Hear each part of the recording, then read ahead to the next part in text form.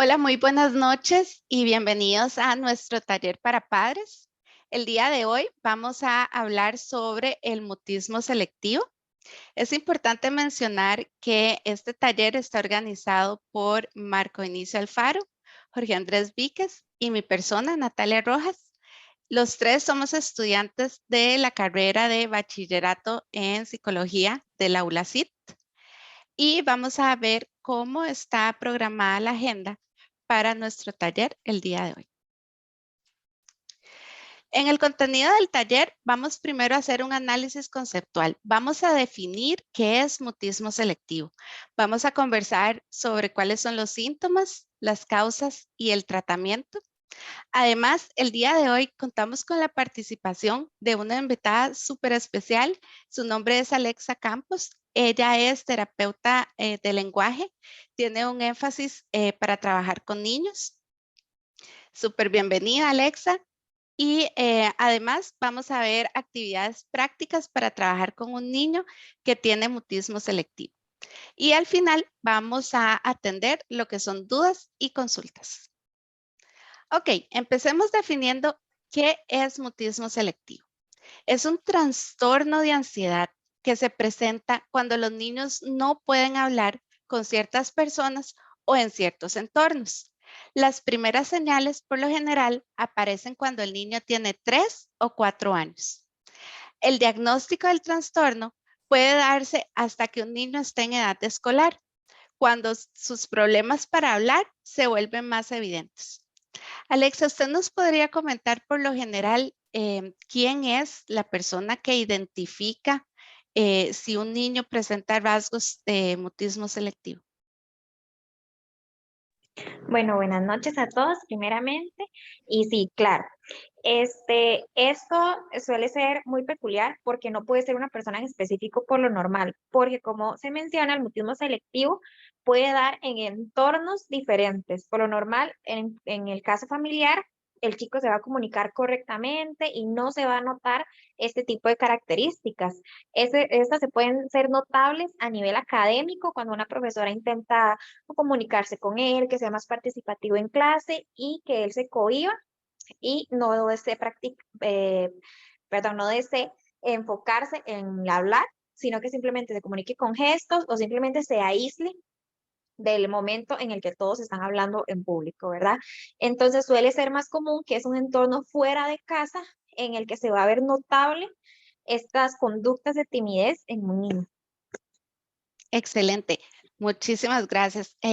Algunas señales que nos ayudan a identificar si un niño presenta algún rasgo de mutismo selectivo es que por lo general, como dice Alexa, habla libremente en casa, pero puede volverse completo, parcialmente no verbal en la escuela o alrededor de personas que no conoce.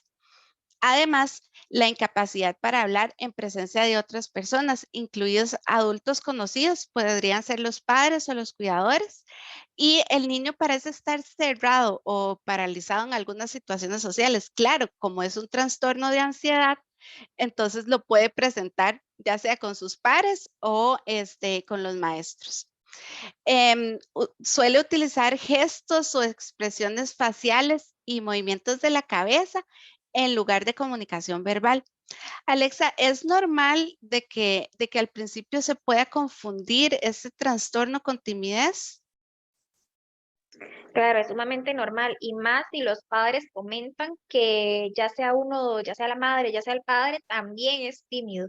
Entonces pueden catalogar que el niño tiene esa conducta adquirida del aprendizaje, digamos, que el papá realizaba, por ejemplo.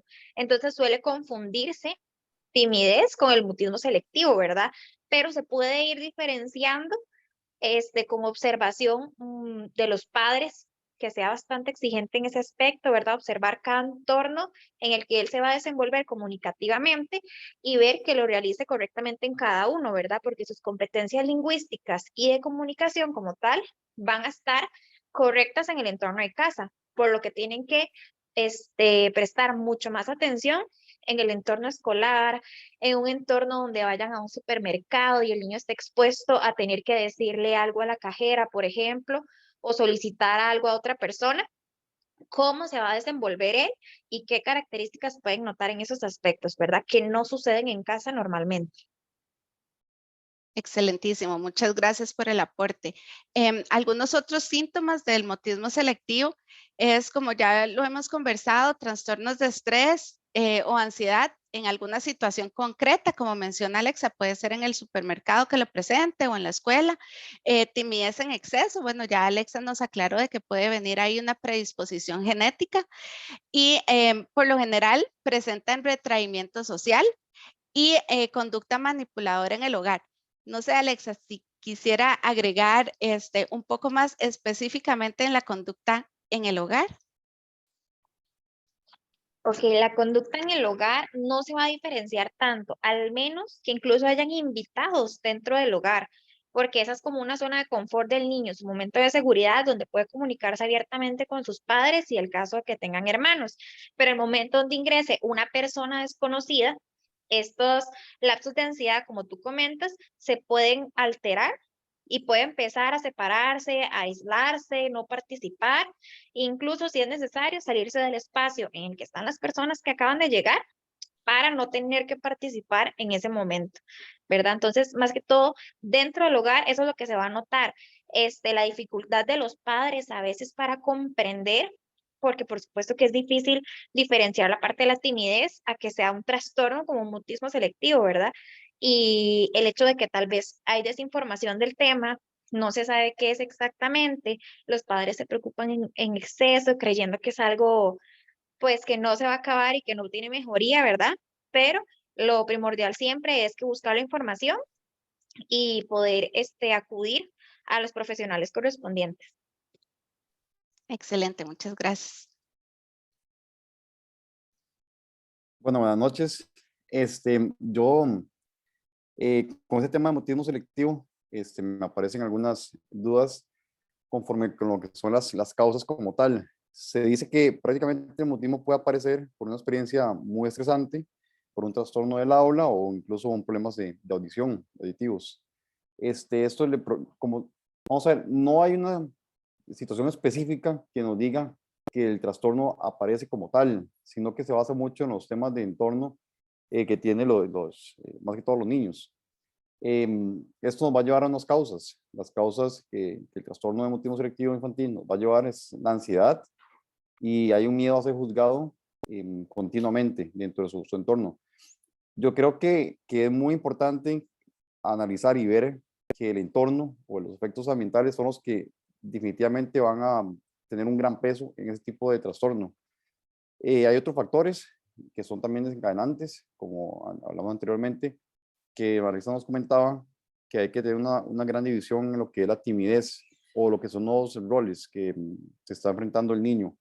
Por ejemplo, es muy normal que cuando, incluso nosotros ya los adultos, cuando entramos a una nueva experiencia, a un nuevo entorno, no sé, la universidad en nuestro caso, es muy probable que estemos en silencio en la clase, esperando que alguien rompa hielo prácticamente. Más que todo lo que quiero hablar con doña Alexa en este caso es, hay papás que dicen, ¿cómo es que mi hijo o mi hija es bastante tímida, no habla? ¿Cómo hacer esa diferenciación cuando entramos a un nuevo entorno, más que todo en temas infantiles, em, al enfrentarnos a ese trastorno de mutismo selectivo?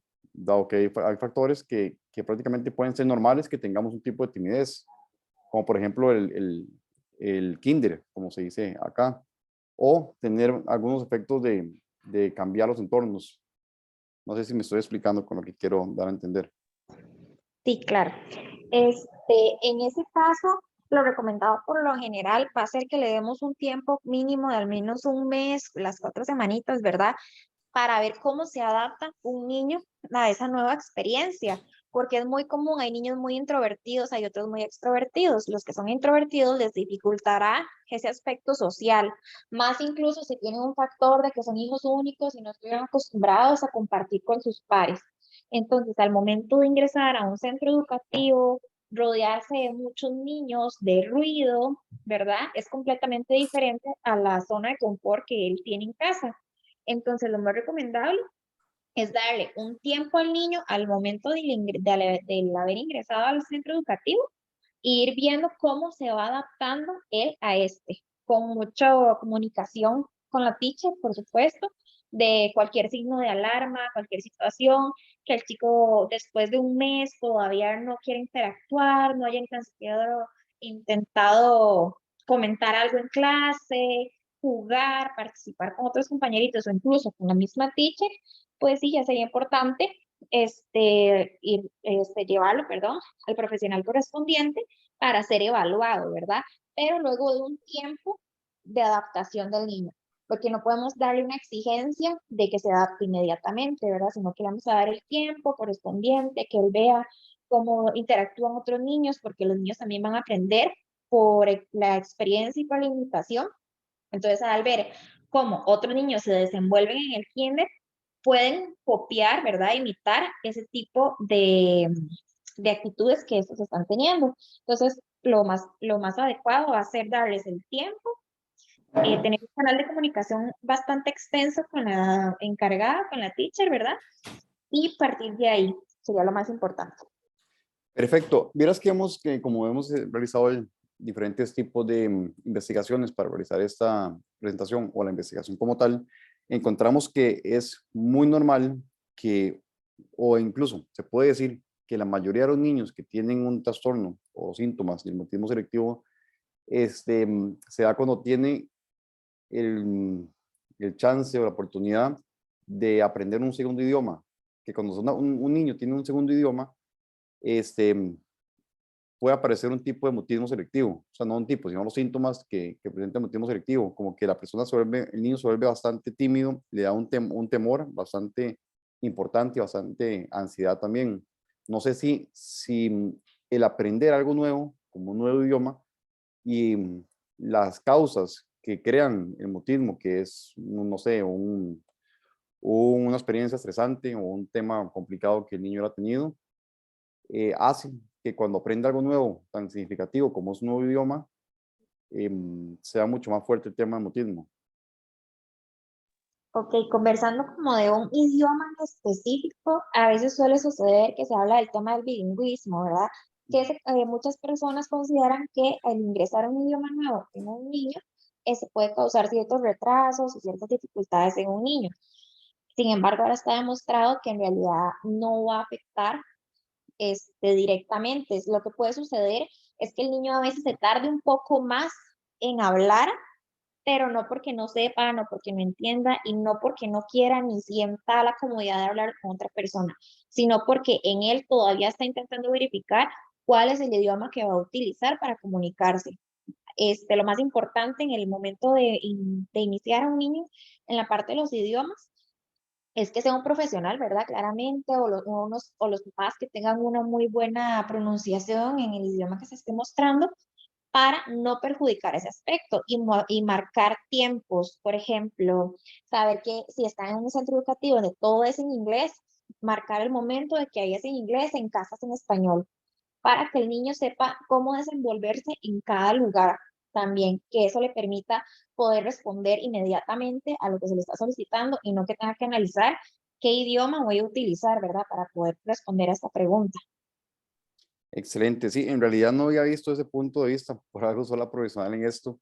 Me parece súper interesante lo que estás indicando, porque sí, efectivamente creo que el niño, dependiendo de su entorno y su ambiente, se le puede crear una confusión que incluso haga que, bueno, no sepan en cómo comunicarse o qué entorno, y más si cambia de un país a otro, ¿verdad? Que es muy normal que hay familias latinoamericanas que se vayan para Estados Unidos y tenga ese choque de lengua y prácticamente, digamos, a los niños con esos cambios que también pueden ser considerables. Nati, si quiere pasar la diapositiva.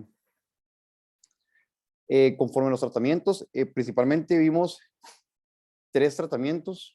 El que es la terapia cognitivo-conductual, prácticamente es centrarse en que el niño aprenda y el tema cognitivo, también para que su forma de comportarse sea la idónea dentro de los parámetros de la normalidad.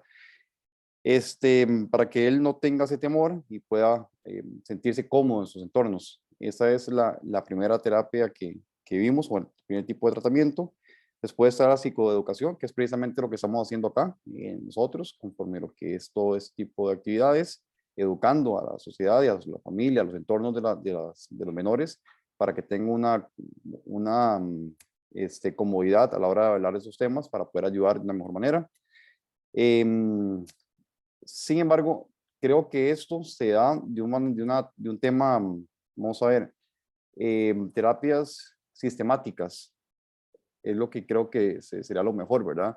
Por aquí tenemos terapias conductuales, tenemos también lo que son la psicoeducación y tenemos abarcado también lo que son las escuelas, que de hecho es la próxima diapositiva, los centros de educación, sus familiares, para darle una normalidad al tema y no hacer señalar al niño de que está teniendo un problema realmente y puede ser mucho más chocante para él. Si ya en sí tiene un problema de comunicación del cual es muy frágil el sentirse cómodo dentro de su ambiente o donde se encuentra su entorno, entonces la idea de las terapias sistemáticas, lo que para mí es muy importante en ese tipo de trastornos para enfrentarlos, es también el tema de educar, ¿verdad? Educar a las personas para hacer sentir al niño cómodo y también a su familia y ayudarle de una manera mucho más idónea.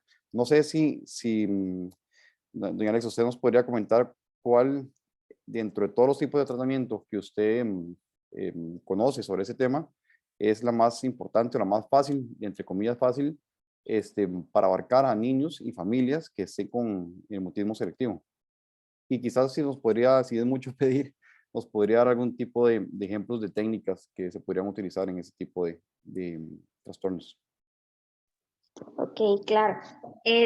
Bueno, pues primeramente lo más importante al momento de intervenir a un chico que tenga esta condición, este trastorno, es haber trabajado interdisciplinariamente con otros profesionales, ¿verdad? La parte psicológica va siendo fundamental para poder conocer razones por las cuales está produciendo esta ansiedad, este estrés que está afectando la parte comunicativa y de ahí partir con un tratamiento correspondiente, por lo cual no va a haber uno que yo te diga en específico, este se da para todos los casos, porque cada niño es completamente diferente y cada niño puede presentar síntomas, perdón, diferentes, ¿verdad?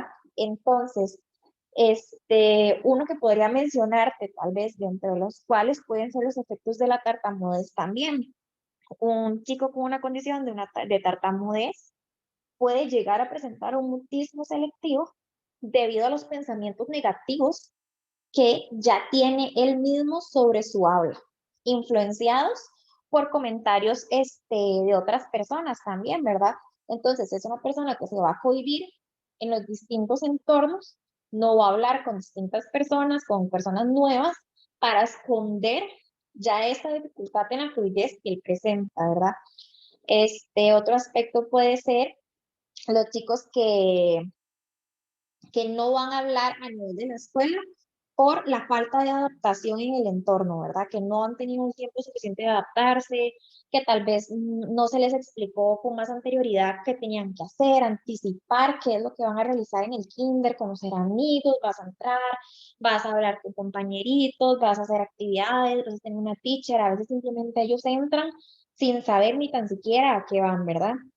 Entonces, suele suceder este aspecto en donde no estaban acostumbrados a estar rodeados de varias personas, no participaban con pares, estaban solo con sus papás y más ahorita en este momento del tema de pandemia, ¿verdad?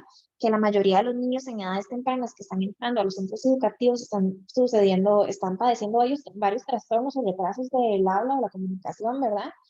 Porque no tuvieron esta parte social, este desarrollo social bien activo, porque estuvieron en casa, en cuarentena, solo papá y mamá. Entonces, al haber ingresado, empezaron a desarrollar este tipo de trastorno. ¿Qué podemos hablar como de técnicas, tal vez, verdad? Como técnicas podemos hablar como tipo de aproximaciones sucesivas. Vamos haciendo aproximaciones poco a poco con personas diferentes o en entornos diferentes. ¿Cómo podemos iniciar tal vez para que un niño no se sienta tan presionado que lo pongas a hablar con una persona desconocida? Cambiemos el entorno. Va con mamá a una heladería, por ejemplo, y le va a preguntar al niño, ¿qué helado quieres? Le va a preguntar en voz alta y va a motivarlo a que él le responda a ella. No tiene que responderle a la que lo está vendiendo, a la que le va a hacer el helado, no, que le responda a mamá, pero que sea capaz de realizarlo con su voz, ¿verdad? Que se escuche, que pierda esta parte de no querer comunicar y de realizarlo de forma oral. En ocasiones va a suceder que lo que van a hacer es señalar, pues está bien. Señalar, escribir, van siendo parte de la comunicación. Entonces, como otra parte de la técnica, en caso de que el niño no oralice en ese momento todavía, podemos permitir el señalamiento o la escritura, si él ya sabe, ¿verdad? Como un sistema aumentativo de su comunicación. O sea que le estamos brindando una herramienta para que pueda aumentar su parte comunicativa en ese momento. Poco a poco hay que ir retirando, la verdad, pero conforme el niño va adquiriendo confianza de realizar esos métodos diferentes, también va a ir adquiriendo confianza y motivación, que es lo más importante, ¿verdad? Ojalá con incentivos positivos para ir comunicando poco a poco. Entonces, esas tal vez podrían ser como las más sencillas y las primeras que un niño debería ir teniendo, ¿verdad? Incluso el modelado, mostrarle cómo mamá lo hizo. Yo le pedí el helado a la muchacha, ¿te parece si la próxima vez se lo pides tú? ¿Quieres que lo intentemos? Porque le vas a hacer muy carga, le pides tú el helado y ella te lo va a dar a ti. O le dices, yo pago y pones tú la tarjeta. Con pasos pequeños vamos iniciando y poco a poco, conforme el chico va logrando estos pasos pequeños, vamos aumentando la complejidad de estas actividades. Perfecto. Tengo, ahora que me estás comentando todo eso, tengo un par de preguntas más que para luego continuar con lo que es esa frase que tenemos acá. Em, ¿Qué pasa si nuestro entorno familiar o el entorno familiar del niño ese que es incómodo? Y esto puede suceder, por ejemplo, cuando viene un nuevo miembro de la familia, que nace un hermanito, entonces ya supongamos que la niña o el niño que está en la casa no se siente cómodo o pierde, no sé, se vuelve una persona muy tímida porque es un nuevo miembro y quizá no sabe cómo comportarse, su familia está siendo visitada constantemente. Es muy normal que pase ese tipo de cosas dentro de ese tipo de experiencias, por ejemplo, un nuevo miembro de familia. Sí, eso es sumamente normal y esta va a influenciar incluso no solo un mutismo selectivo, a veces va a escalar a otro tipo de trastornos a nivel de la comunicación, ¿verdad? ¿Qué sucede? Que un niño que posiblemente es hijo único, tenía toda la atención de papá y mamá para él, estaba acostumbrado a este entorno, se podía desenvolver bien en cualquier otro tipo de entorno, no presentaba ninguna dificultad alguna, pero mamá va a tener un bebé, entonces el proceso del embarazo también lo va desmotivando. ¿Por qué? Porque la mamá tal vez ya no puede alzarlo tanto como antes, ya no puede agacharse y jugar en el suelo con él como lo hacía antes. Entonces un niño es muy sensible a ese tipo de cambios. A veces creemos que no, pero claro que sí, ellos son muy sensibles y pueden notarlos, aunque no sean con maldad, por supuesto, ¿verdad? A la hora del nacimiento, pues tenemos muy claro que un recién nacido ocupa demasiadas atenciones. Entonces un niño se puede sentir como apartado de su entorno familiar por esto. Entonces empiezan a tener estos efectos en la ansiedad, en el estrés, en resentimiento, incluso en algunas ocasiones, en molestia, en culpa, en tristeza, que van aumentando y pueden ir provocando este tipo de cosas. Tengo casos no de mutismo selectivo como tal, pero donde yo le digo a la mamá, ¿cómo vamos a ayudar a ese niño para que no empiece a tener dificultades en estas áreas de lenguaje o cualquier otra área, ¿verdad? ¿Qué vamos a hacer? Lo vamos a incluir. Hay que incluirlo más en las rutinas del bebé. ¿Ok? Vamos a darle de comer al bebé. ¿Me quieres ayudar? Yo le doy una cucharada, tú le das otra. Tú le vas a hablar al bebé porque tú eres la hermana mayor y le vas a enseñar a hablar súper bien porque tú lo haces muy bien. La incluimos en este entorno provocándole seguridad, que sea parte de las actividades y no que esté aislada, ¿verdad? Entonces, pues sí va a afectar, pero es muy importante cómo los papás van a manejar el ingreso de este nuevo bebé y las actitudes que van a tomar con el hijo más grande, ¿verdad? De siempre incluirlo y tal vez no separarlo y cohibirlo por miedo a que el niño que no sabe tratar a un bebé haga algo incorrecto, ¿verdad? Ok, es más bien crear y reforzar un vínculo nuevo, prácticamente con su entorno familiar. Yo diría reforzar, porque Ok. este vínculo a nivel de mamá y papá pues ya va a existir. Entonces nada más es de reforzar, de saber que mamá y papá no lo están cambiando, porque en ocasiones es lo que van a sentir. Es lo mismo que un niño siente cuando entra al centro escolar por primera vez en el kinder. Lo dejan, mamá se va, ¿qué dijo el niño? Mi mamá me dejó aquí botado, ¿qué voy a hacer? Entonces lloran porque ellos no tienen la conciencia de que mamá va a volver, por más que se lo digan, ellos solo la están viendo irse. Es lo mismo, están viendo que mamá está prestándole más atención al bebé, ya no le están prestando tanta atención a ellos, pero ahí es donde deben de actuar los papás y de no saber cómo actuar, porque puede suceder, ¿verdad? Que un papá no sepa cómo continuar ese vínculo que ya tenía con su otro hijo y unirlo con este otro, que están formando con el bebé nuevo, ¿verdad? Para realizar un vínculo completamente familiar, donde el niño ya no lo sienta solo hacia mamá y papá, sino que lo sienta hacia mamá, papá y hermanito, que es como integrar otro, donde el niño se sienta responsable, sienta que él también es parte de y se le brindan tareas para que participe con todos. Perfecto. Una última pregunta conforme el tema de los tratamientos para seguir la línea que tenemos, que es el tema de información, de hacer psicoeducación. Es muy normal que en diferentes ramas de la psicología nosotros tengamos pacientes o se tengan personas que estén acopladas a un compromiso como tal y que haya una regresión. Y eso es muy importante tenerlo en cuenta porque, vamos a ver, para padres de familia o incluso profesores, porque si vamos a hacer una terapia sistemática, estamos trabajando con el niño por medio de las técnicas que nos dijiste ahorita, por dar un ejemplo.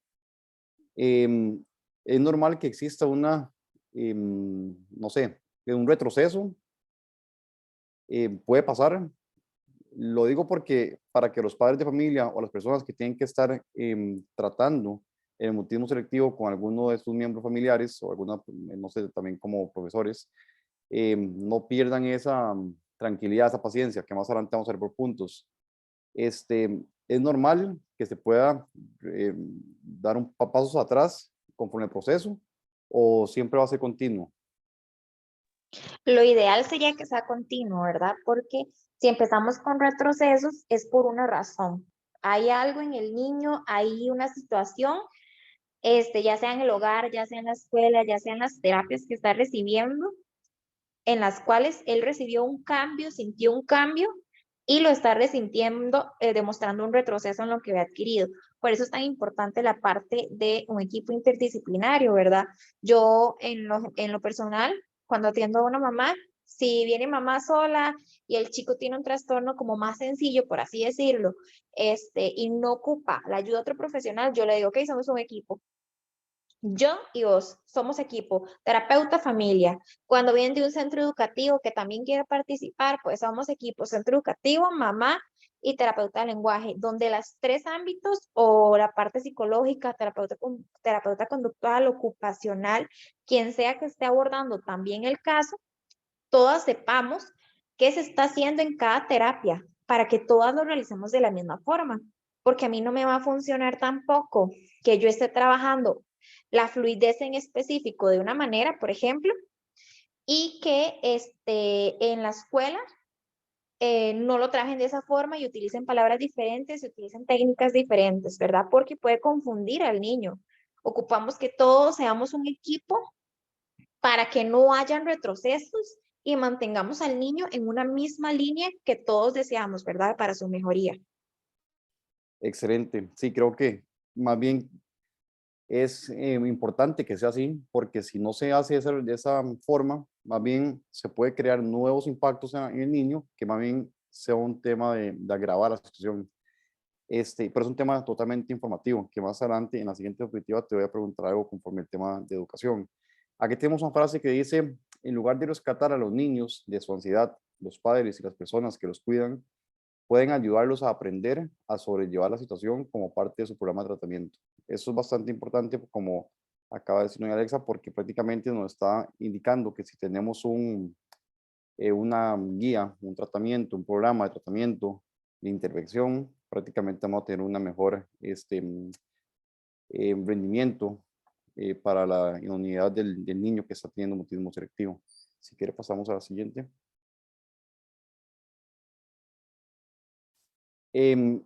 Como hemos venido planteando, parte de los tratamientos que hemos recomendado es el tema de la psicoeducación y también de lo que son terapias sistemáticas. Prácticamente se puede jugar con técnicas de la terapia cognitivo-conductual, en fin. Parte de trabajar con los niños y con sus entornos se basa también en trabajar con su centro educativo. Más que todo lo digo porque mayormente, por general, el mutismo selectivo suele detectarse en niños de 3 a 8 años.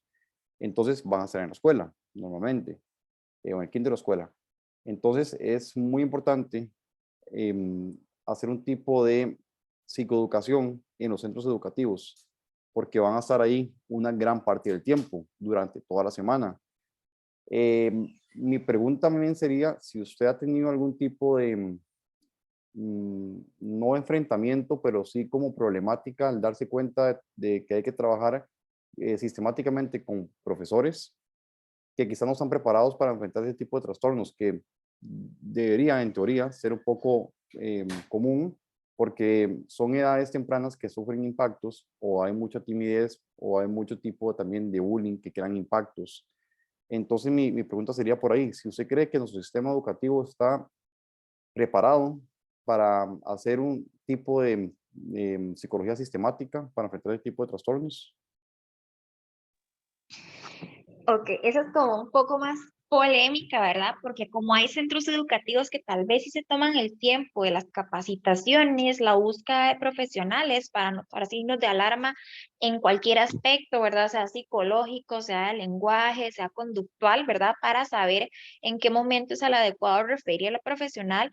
Hay otros centros educativos que no se toman tal vez el tiempo de.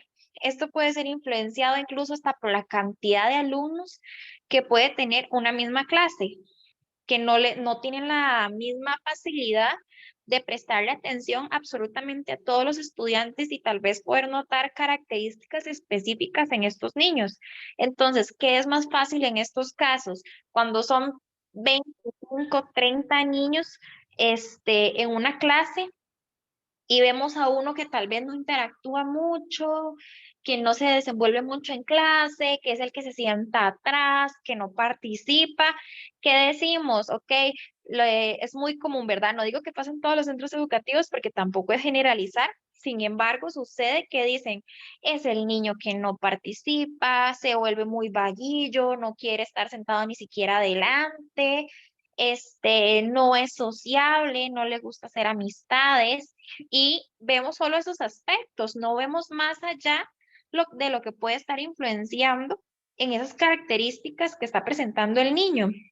Entonces, sí considero que los centros educativos deberían ser un poco más capacitados, ¿verdad? Todos los docentes, hasta la persona que trabaja en la limpieza ahí debería ser capacitada para ser capaces de ver a un niño que esté presentando estas características y poder brindarle los apoyos necesarios y no catalogarlos como niños no sociables, como niños berrinchudos, como niños que los marcan como las fichitas, ¿verdad? Como comúnmente a veces les dicen. Eso es lo que no permite que se avance en estos aspectos, la falta de información y en ocasiones la falta de motivación de parte de los mismos profesionales de los centros educativos de querer informarse en estos aspectos, ¿verdad? Porque a veces nos limitamos a yo doy mi materia, ellos adquieren el aprendizaje y ya, porque un niño con mutismo selectivo pues va a tener el mismo aprendizaje que los demás, por supuesto. Su parte de dificultad va a ser a nivel social, pero él puede entender todo perfectamente y realizar un examen y sacarse 100, que la maestra por su parte ya sabe que ya ella cumplió con ese aspecto. Entonces, tal vez sí es importante abrir un poco más el pensamiento de los profesionales en que no solo basarnos en la parte de enseñanza, sino ser empáticos con los niños y tomarnos un tiempo en esos aspectos.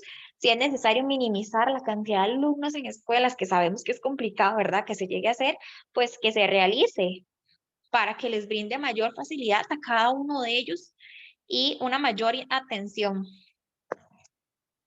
Ese tipo de actividades a mí me parecen muy bonitas y me parecen muy chivas, para decirlo popularmente, porque prácticamente a tener una especialista en ese tipo de temas nos abre, no sé, la mente a ver otras perspectivas. Por ejemplo, para mí era muy interesante el tema, bueno, no lo veo como algo súper guau, pero sí es interesante que algunos maestros fomenten por medio de refuerzos algunas prácticas con sus estudiantes. Por ejemplo, pegarle calcomanías en una, no sé, en una pared por nivel de participaciones y hacer así un refuerzos como para que siga orientándose a ese tipo de situaciones. Pero al hacer eso, perdemos la perspectiva de que si tenemos un niño con mutismo selectivo, estamos de cierta manera poniéndole una nueva barrera a esa persona. Y más bien puede ser, o sea, puede perjudicarlo totalmente y también a sus entornos, porque puede que quizás hablar y al no poder hacerlo, no porque no quiera, sino porque realmente no puede hacerlo, es parte del trastorno. Entonces, se queda con 0 estrellitas y todo el mundo ahí con la pared llena. Entonces se va a ver como si fuera un mal estudiante y realmente no es así. Y esta perspectiva que nos está dando en lo personal me parece muy chiva y creo que el sistema educativo se está olvidando un poco de la psicología a la hora de abarcar esos temas. Precisamente por eso es que venimos a esta diapositiva, la cual es mi última participación acá. em, Consejos para ayudar a los niños a hablar. La presidenta del Centro de Búsqueda y Tratamiento de Ansiedad y Mutismo Selectivo de Norteamérica, perdón, la doctora Lisa Chipón Blum, ella decía que el mutismo selectivo es un niño sufriendo en silencio. Y eso es bastante interesante porque es un niño que realmente quiere expresarse, busca nuevas formas de hacerlo, algún impacto a su vida lo ha frenado y no es culpa de él el no poder expresarse, valga la redundancia, sino que más bien es un trastorno que lo abarca en otros tipos de trastornos o síntomas de otros tipos de trastornos como es la ansiedad, no sé, pánicos, que es parte también que se puede encontrar en los trastornos. Em, y por lo cual el niño debería tener nuevas técnicas para poder desarrollar la manera de expresarse de una manera idónea que pueda sentirse cómodo. No, que están niños no quiere decir que ellos tengan total aprendizaje de lo que está pasando en el mundo, sino que prácticamente están aprendiendo y al vivir experiencias nuevas tienen que también aprender a manejarlas. Y por eso es que quizás los factores ambientales deben ser positivos en sus centros educativos, en su familia y en su entorno social como tal. Para esto, nosotros ofrecemos 4 consejos para poder comunicarse con un niño que se encuentra en mutismo selectivo, el cual para ciertas personas puede ser complicado porque, bueno, no tiene un nivel de paciencia idóneo para enfrentarse a esas situaciones y por lo cual nosotros deseamos que esas personas eh, aprendan a tener formas para poder dialogar con estos niños.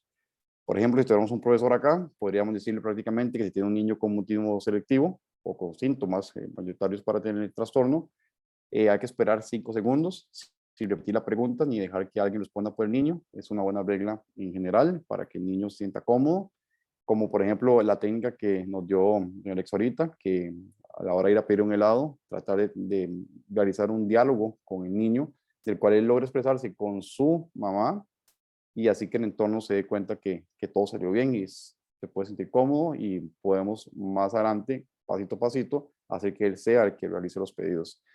Usar elogios cuando se logran, me parece que eso es bastante también positivo para los niños, por lo que hablamos anteriormente, de manera con el cual el niño al expresarse sienta esa comodidad de poder seguir haciéndolo y tener retribuciones como tal, pero que son técnicas que se van a ver derivadas directamente hacia él. Reformular las preguntas, aquí prácticamente es hacer preguntas más simples para que el niño sienta más comodidad a la hora de responderlas y no tenga que poner mucha cognición, porque quizás eso también lo puede frenar y te puede más nervioso. Practicar, hacerle eco y sea como un narrador para él. No sé qué otro tipo de consejos nos podría brindar doña Alexa. Em, Más que todo serían como técnicas, ya nos dijo unas técnicas que me parecieron muy interesantes, pero otros consejos que quizás ella ha visto, serían muy bueno que nos mencionen en este momento. Claro, esos que mencionaron son súper importantes. La parte de la motivación es algo sumamente importante, ¿verdad? Porque así le brindamos una herramienta al niño a nivel psicológica de lo que es capaz de realizar y del que no se cohíba, ¿verdad? Que va siendo lo más importante en realidad trabajar, porque yo nada hago dando herramientas de comunicación si el niño no tiene la seguridad para poder utilizarlas en los distintos entornos, en los distintos momentos, para poder comunicar de esta forma. ¿Qué otras técnicas pueden ser importantes? Bueno, además de la parte escrita, como les había comentado, pues el lenguaje corporal tal vez va siendo parte de una comunicación que podemos tomar en cuenta en el niño.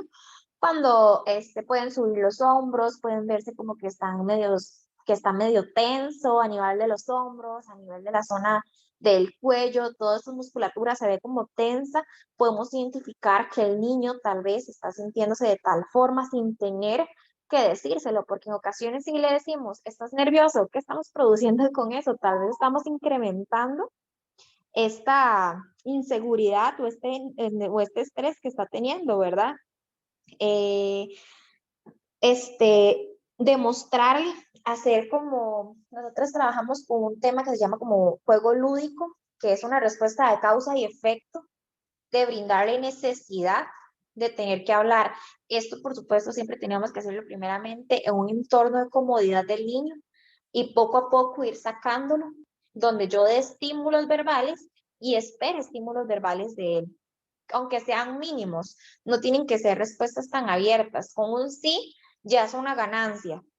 Entonces, que lo pongamos en una situación donde le pregunte a otra persona, ¿te gusta tal cosa? Y que él sea capaz de decir si sí o si no. Hacer muchas actividades mediante el juego. Yo le comento a los papás que cuando son niños pequeños es muy importante hacerlo mediante el juego, porque mientras un niño está disfrutando, pierde esta parte de pensamiento, esta parte que lo está cohibiendo de decir, es que no la conozco, estoy asustado, estoy nervioso, no, mira, está jugando conmigo, está brincando conmigo, me estoy riendo, ¿verdad? Entonces pierden el foco de la situación que los tenía bajo estrés en ese momento. Eh, Manejar mucho la lectura labial, digamos, un lenguaje no verbal, brindándoles como, esto es más común en niños que tengan una sordera. Sin embargo, para un niño que tenga un mutismo selectivo bastante severo, podemos ir dándole una herramienta de lectura labial para que tal vez no saque todavía el sonido, pero esté realizando movimientos articulatorios para intentar comunicar. Claramente esto pues sí requiere un poquito más de práctica de parte del encargado que va a estar con él, ¿verdad? Para poder leer estos movimientos a nivel de la cavidad vocal, ¿verdad? Y pues yo creo que esas serían como otras herramientas, ¿verdad? Pero como les digo, siento que las herramientas pueden fluir y basarse en el caso en específico, porque todos los casos van a ser diferentes y a algunos chicos les va a funcionar las que se están diciendo ahorita, a otros no, y más bien los haremos aumentar estas crisis de estrés, ¿verdad? Entonces siempre hay que conocer bastante el caso para a partir de ahí saber cuál es la herramienta más adecuada para él. Bueno, muchísimas gracias, Alexa. Gracias, compañeros, también por la información que hemos atendido en este momento, ¿verdad? Antes de comentar un poquito la frase, yo, digamos, me ha llamado mucho la atención y si lo pudimos notar en las imágenes diferentes a esta, ¿verdad? Porque esta trae un mensaje, pero en las imágenes anteriores, y fue un tema que también Jorge tocaba, ¿verdad? Del posible sufrimiento interno que pueda estar tomando el niño que tiene mutismo selectivo. Esto por cuanto, digamos, se dice que el niño que tiene mutismo selectivo en la escuela y por lo general se porta bien y de manera muy educada. Entonces de ahí es también que viene ese conflicto de relacionarlo con la timidez, porque cuesta como tal vez identificarlo en ciertos medios como se ha venido exponiendo. Ahora, esta afectación en las emociones, porque digamos, en las imágenes que hemos visto tristeza, hemos visto llanto, hemos visto de que no está esa sonrisa que vemos en esta imagen. Entonces, a mí me gustaría preguntarle a Alexa, antes de ver este tema de la confianza, ¿verdad? Que es algo ya que viene entrando para lo que son las técnicas y ejercicios tal vez que podamos implementar para apoyar la labor de los padres y educadores, que nos cuente, digamos, estas afectaciones emocionales, eh, además de la tristeza y el llanto, cómo lo puedo observar? Porque, por ejemplo, el hecho de que un niño eh, pues se ve afectado a la hora de hablar, si necesita ayuda, él no va a tener la libertad para ir a pedir ayuda. O sea, eso puede ser un factor de riesgo, ¿verdad? Eh, participar en actividades, o sea, él puede ver a los otros niños, y lo vimos en la imagen de la niña en la escuela, que los niños atrás se ven reunidos y ese aislamiento también, que fue una de las causas que hemos visto, los síntomas también. O sea, ¿cómo manejo? Porque vemos que es un trastorno de ansiedad, pero toda esta carga emocional para el niño. O sea, ¿cómo podemos como padres, como educadores, tal vez desde el hogar, no sentirme como que estoy haciendo una tarea mal, ¿verdad? Porque eso no es como que el papá o la mamá lo está haciendo mal, pero ¿cómo llevar esa carga de la afectación emocional que se ve en el niño? Me gustaría conocer tu apreciación, Alexa. Ok, esos casos, pues yo considero que lo más importante es siempre mantener el canal de comunicación abierto con el niño, sea el profesor, sea el papá, sea quien sea, porque cuando un niño, por ejemplo, en ese ejemplo, esa imagen que viste, de ejemplo, perdón, que está sentada solita y está aislada, eso es una señal de alarma.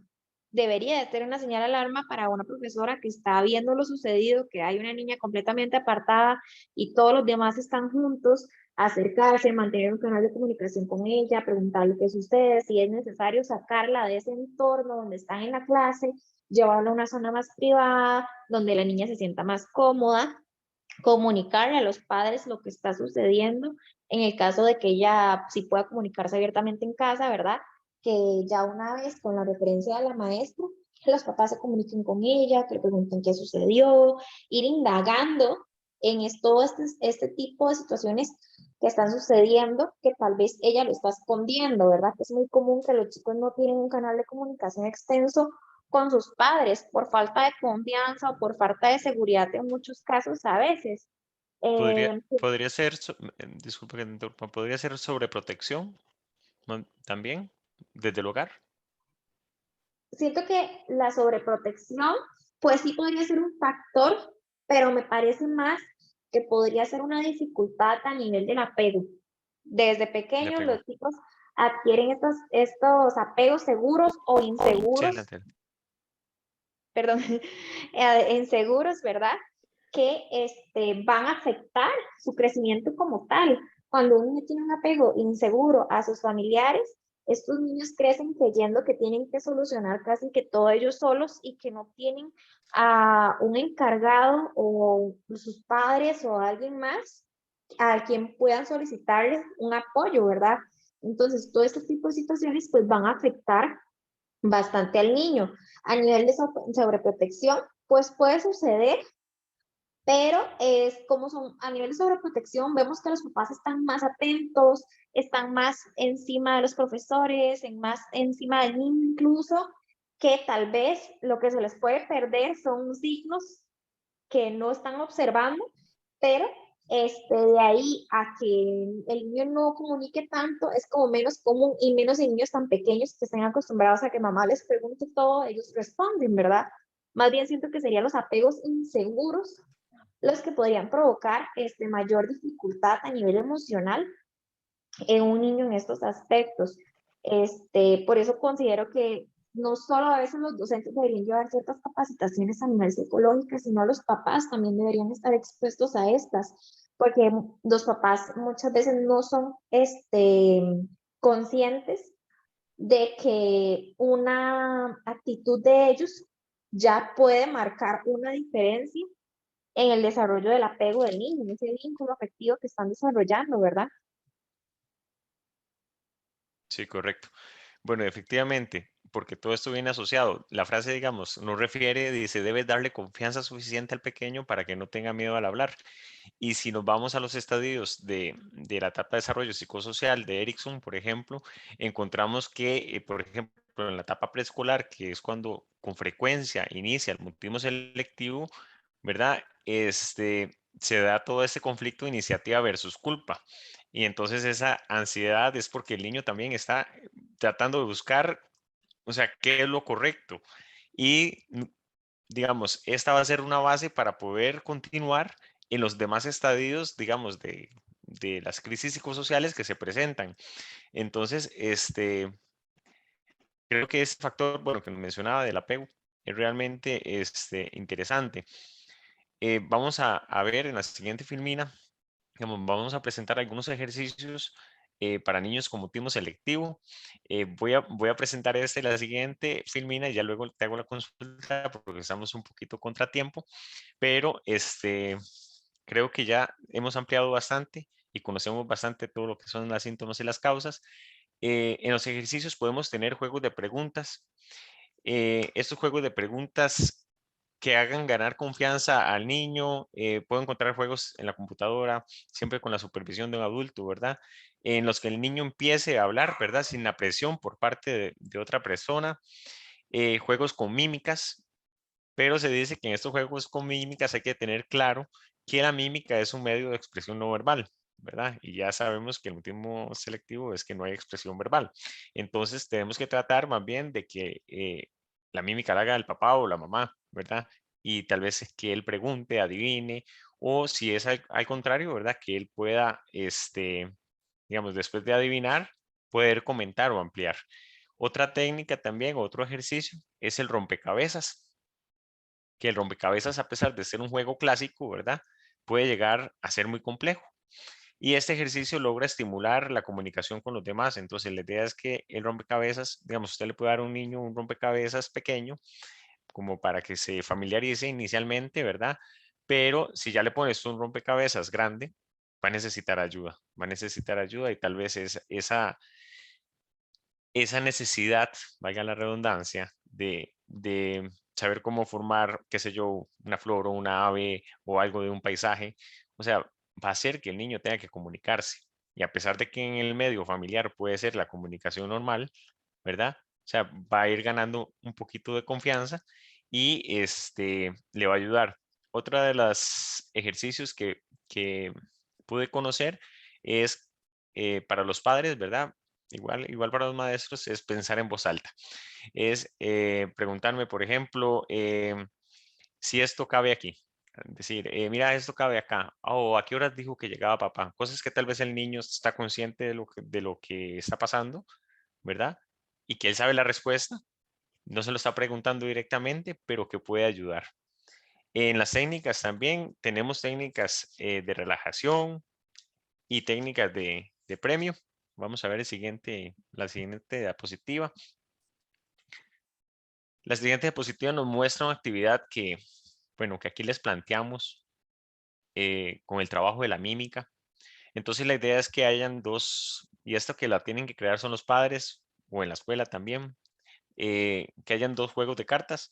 Una, la número A, ¿verdad? La letra A, perdón, que muestre acontecimientos. En ese acontecimientos vamos a hacer lo que sé yo a nivel escolar o al nivel de una actividad en la que vamos a participar, o si nos estamos adelantando a una actividad familiar, bueno, más o menos para ver cómo el niño va comprendiendo que puede comportarse. Y la B, el estilo emocional. Entonces la idea es tomar una carta A y decir, por ejemplo, em, saludos con el codo y el puño, ¿verdad? Y si saca la B, modo asustado. Entonces, el modo asustado, bueno, ¿cómo saluda a un niño? Eh, con el codo y el puño. en modo asustado, entonces con la cara de preocupación, ¿verdad? Pero si saco una carta donde digo, bueno, esa es una idea para que el papá también pueda expresarle un poquito y conozca sobre las emociones. Pero si saco una carta y le digo, mira, modo entusiasta, ¿verdad? Entonces decir, bueno, ¿cuál crees que es el correcto? ¿Sería bueno saludar a alguien así? ¿Se asustaría? O sea, crear un debate a partir de este juego de mímica, ¿verdad? Y a partir de una iniciativa donde no se le pide que hable directamente, ¿verdad? Pero sí se le puede ir preguntando. Antes vimos que el juego, que una de los ejercicios era hacer preguntas también. La actividad número 2, Nati. La actividad número 2 refería a la relajación, a la respiración. Respiración de abeja se llama este ejercicio. Y bueno, es simple, es sencillo. Debemos tapar nuestros oídos con las palmas de la mano y cerrar los ojos. La imagen no está tapando los oídos, pero es otra forma de hacerlo también, ¿verdad? Está con los ojitos cerrados. Inhalamos el aire, ¿verdad? Y pues lo mantenemos profundamente por unos 5 segundos. Cuando exhalamos, podemos simular el sonido de la abeja. Y podemos repetir ese ejercicio con los ojos cerrados 4 o 5 veces, ¿verdad? O sea, haciendo el sonido como el sonido del yoga, ¿verdad? Cuando hago el ¿verdad? Y esa es como la invitación, digamos, a actividades que podemos fomentar desde el hogar para tratar lo que es el mutismo selectivo. Entonces, digamos, es común con la timidez que que exista un sentimiento de inseguridad. Hay un grado de malestar o miedo, ¿verdad? Pero en las afectaciones, o como lo podemos ver, es que el mutismo selectivo hay un grado de inhibición del habla fuerte, la estabilidad en el tiempo, el nivel de ansiedad que se presenta. Y bueno, ya para finalizar, ¿verdad? Yo quería consultarle a Alexa, podemos pasar a la siguiente filmina, que ya es la de cierre. Ah, no, tenemos una de mitos, sí es cierto. Bueno, antes de pasar a la de mitos, antes Alexa nos comentaba, digamos, que podemos dejar que el niño oralice poco a poco, ¿verdad? En ese caso, que el niño pues me escriba el mensaje que quiera dar o señale inclusive, ¿verdad? En lugar de manifestarlo de manera oral.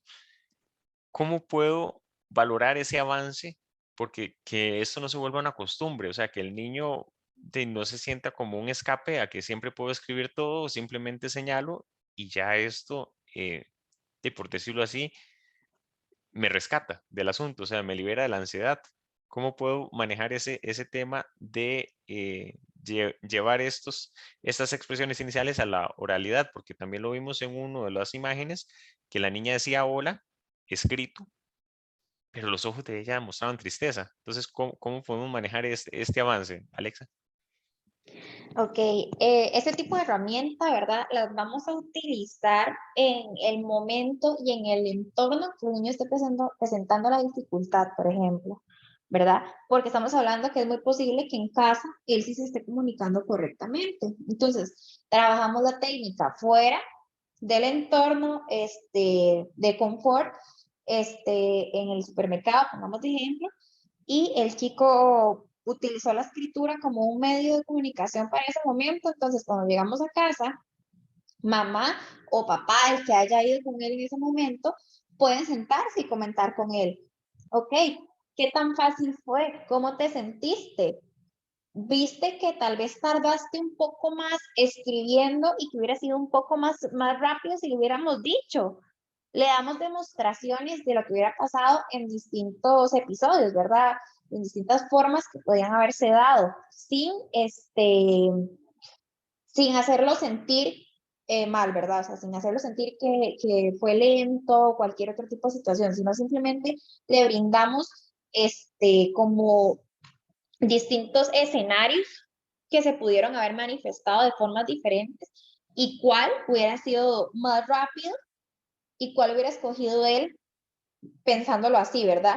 Entonces que el niño diga, mira, sí, mamá, si yo lo hubiera dicho, tal vez hubiera sido más rápido, no hubiera tenido que tardarme buscando el lápiz, el lapicero, y hubiera atrasado la fila en el súper, que fueron situaciones que incluso le provocaron más estrés y que posiblemente por eso lo que él estaba comunicando no coincidía con su esquema corporal, porque estaba en una situación de estrés donde veía a la gente, donde la gente lo está observando, porque estos son otro medio de comunicación, ¿verdad? Y pues por lo normal las personas no tienen como este filtro de respetar esos espacios de los niños o en las personas, sino que verlos y tal vez hacerlos sentir un poco más incómodos. Entonces, brindarle estos aspectos, por ejemplo, yo, en niños con tartamudez, por ejemplo, que es como los ejemplos más fáciles que puedo brindarles, Ujú. cuando un niño tiene demasiadas interrupciones dentro del habla, pero también habla muy rápido, no son conscientes de esto, no se dan cuenta, porque ellos están en su escenario, en lo que está pasando en este momento, no tienen su pensamiento abierto a las distintas posibilidades de si él lo hiciera diferente. Entonces yo le doy un escenario diferente. Yo le digo, ok, esto es lo que vos hiciste, vos me estás hablando a mí y yo sí te estoy entendiendo. Pero, ¿qué pasaría? Bueno, en el caso con niños, pues yo obviamente utilizo imágenes de un conejo que salta tan rápido y tortuga que camina lento. Yo le digo, ¿qué pasaría si yo te hablo como conejo y si yo te hablo como tortuga? Entonces el niño me va a decir, no sé. Entonces yo le voy a decir, ok, mira, si yo te voy a enseñar mi botella y te voy a decir, la botella es color rosado. Y ellos me queda viendo y a veces se ríe y le digo, ¿me entendiste? Me va a decir, no, no entendí. Entonces le dije, exacto, porque te hablé como un conejo. Yo no me entendiste porque fue demasiado rápido. Entonces te voy a dar un escenario de cómo hablaría una tortuga. Mira, mi botella es color rosa. Ah, eso sí lo entendiste. Viste, teníamos dos posibilidades diferentes para desenvolver este aspecto. No cerrarnos tal vez en una sola herramienta. Por ejemplo, esa leemos escritura, pero después podemos intentar otra que le brindamos como escenario posible. Ok, perfecto. Yo creo que queda súper claro y creo que es un ejemplo bastante bonito y todo lleva mucho a comunicación en el hogar, ¿verdad? Exactamente. Nos convoca aquí esta filmina, dice disipar mitos. Y tenemos, digamos, la creencia errónea sobre el mutismo selectivo, dice que un niño no está hablando porque está siendo obstinado o desafiante. Eso también lo habían mencionado vos al inicio, Alexa. Y también que los niños no pueden hablar en ciertos entornos que han sido traumatizados. Bueno, ese mito, la respuesta es que en realidad los niños con mutismo selectivo se sienten extremadamente ansiosos y no pueden hablar, incluso cuando ellos así lo desean, o sea, ellos no pueden. ¿Qué es lo que la diferencia de la timidez? Porque la timidez, cuando ganan confianza, ellos pueden intervenir, pero con mutismo selectivo es tanta la ansiedad que ellos no pueden controlar, ellos no pueden hablar. En otras palabras, un niño con mutismo selectivo no puede hablar. No es que se esté negando a hacerlo. Con respecto a ese tema de que pueda relacionarse con hechos traumatizados, qué tan mito es? ¿Qué tan señal podría ser? ¿O cómo podríamos manejar un mito como ese? Un mito no, o sea, un decir como ese, Alexa.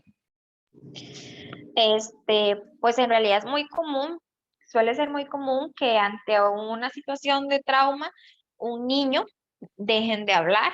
Por ejemplo, hay casos en el que el niño estuvo expuesto a una situación de peligro, vio cómo herían a alguien, cómo lastimaban a alguien, estuvo, no sé, en un momento de violencia.